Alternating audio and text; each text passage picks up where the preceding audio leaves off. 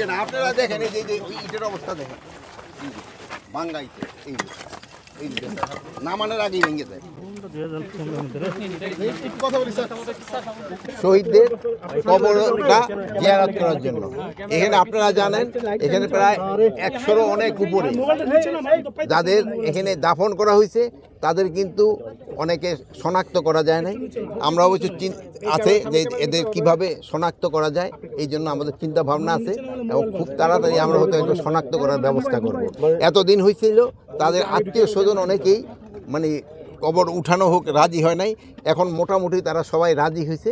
যদি তারা সবাই রাজি হয়ে যায় তাদের ডেড বডি আমরা শনাক্ত করব এবং যদি কেউ ডিএনএর মাধ্যমে, আর যদি কেউ যদি এখান থেকে তাদের গ্রামের বাড়িতে নিয়ে যেতে চায় ওটাও আমরা তাদের অ্যালাউ করবো, যদি তার কোথাও যদি নিতে চায়। যেহেতু এই জিনিসটা হলো আমরা কিছুদিন আগে আমি এবং আমাদের আদিলুর রহমান ভাই দুজন আমরা মুন্সিগঞ্জ গেছিলাম, সেই সময় তারা বলছে যে না আমরা এখন সবাই মোটামুটি রাজি, আপনারা এখন শনাক্ত করতে পারেন।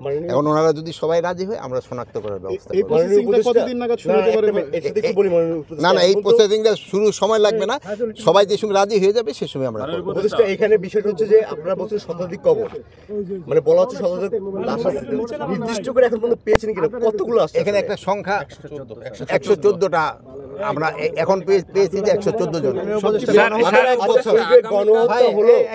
গণহত্যার 1 বছর, 1 বছরে এখন বিচার প্রক্রিয়া আসলে কত দূর? না বিচার প্রক্রিয়া তো চলতেছে, বিচার প্রক্রিয়া তো চলতেছে, কিন্তু আমার হলো একটা অনুরোধ, ধরাছোঁয়া আপনারা একটা আপনাদের কাছে অনুরোধ, এই যে ধরেন যে এই যে গণকবর এই দেশের জন্য যারা শহীদ হয়েছে তাদের কবরের এই যে ইট ফিটগুলি ভালো দিচ্ছে না, এইগুলি আপনারা একটু প্রচার করবেন, একজন ভালোভাবেই হয়। মাননীয় উপদেষ্টা আরেকটা জিনিস, মাননীয় আমি একটু বলি, মাননীয় উপদেষ্টা আপনি বলছেন যে কবর থেকে লাশ তোলা হবে, ডিএনএর মধ্যে আত্মীয় স্বজনের কাছে বিষয়টা নিশ্চিত করা হবে, এদের ক্ষেত্রে পোস্টমর্টম হয়নি, মামলা তদন্ত প্রক্রিয়াধীন আছে, এইটা কি পর্যায়ে? এদেরকে লাশ তোলার পরে কি পোস্টমর্টম হবে?